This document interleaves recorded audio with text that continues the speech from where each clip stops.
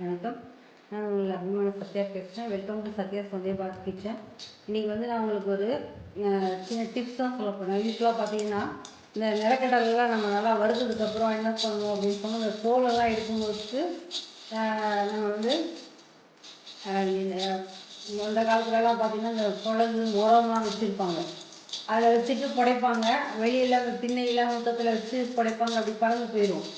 ஆனால் இப்போ வந்து வீட்டில் அந்த மாதிரி யாரும் உரம் பயன்படுத்துறதில்லை அப்படின்னு சொன்னால் அது இப்போ நம்ம வந்து அதை அந்த மாதிரி வீட்டிலேயே நம்ம பண்ணிக்கிட்டு இருக்கோம் அப்படின்னா அது ஃபுல்லாக அது வந்து அது தோலெல்லாம் பறந்து போகும். ஸோ அதுக்கு வந்து உங்களுக்கு ஒரு ஈஸியான ஒரு ட்ரிக் ஒன்று சொல்லித்தரேன் உங்களுக்கு.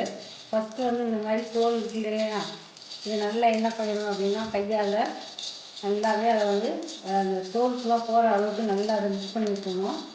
ஸோ அதில் வந்து தோல்லாம் நமக்கு நிறையா போகணும். போனதுக்கப்புறம் நம்ம என்ன பண்ணணும் அப்படின்னு உங்களுக்கு தெரியுதா? நம்ம கையால் என்ன பண்ணணும், ஃபஸ்ட்டு தோலை ஃபுல்லாக நல்லா அப்படி எடுத்து விட்டுருணும். நல்லா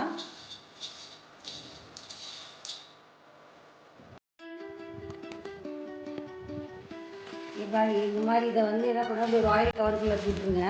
சரிங்களா? இதை விட்டுட்டு இதில் அப்படி நல்லா க்ளோஸ் பண்ணிடுங்க. இதை எப்படி க்ளோஸ் பண்ணிவிட்டு இதை வந்து இப்படியே வச்சு தூக்கணும். நம்ம உள்ளே வச்சுட்டுன்னா என்ன ஆகும் சொன்னால் உங்களுக்கு வந்து அந்த தோலெல்லாம் உள்ள கவர்லேயே உங்களுக்கு எல்லாம் ஃபுல்லாக செட் ஆகிடும். அப்புறம் நீங்கள் மேலே எடுக்கும்போது உங்களுக்கு வெறும் நிலக்கடலை மட்டும் க்ளீனாக கிடைக்கும். அப்புறம் இந்த கவரோடு அப்படியே நீங்கள் அதை தூக்கி போட்டுடலாம். இப்போ பார்த்தீங்கன்னா அது உள்ளே வந்து செட்டில் ஆகிடுச்சு. இப்போ நமக்கு பார்த்தீங்கன்னா இந்த கவரெல்லாம் இது வந்து நம்ம மேக்ஸிமம் வறுத்ததுக்கு பொறுத்து இருக்குது. இந்த கடலை வந்து நம்ம அப்படியே கிடச்சி இதை வந்து நம்ம சமையலுக்கு அப்படியே பயன்படுத்திக்கலாம். இந்த டிப்ஸ் உங்களுக்கு பிடிச்சிருந்தா சத்யா கிச்சன் சேனலை லைக் பண்ணுங்கள், ஷேர் பண்ணுங்கள், கமெண்ட் பண்ணுங்கள். தேங்க்ஸ் ஃபார் வாட்சிங்.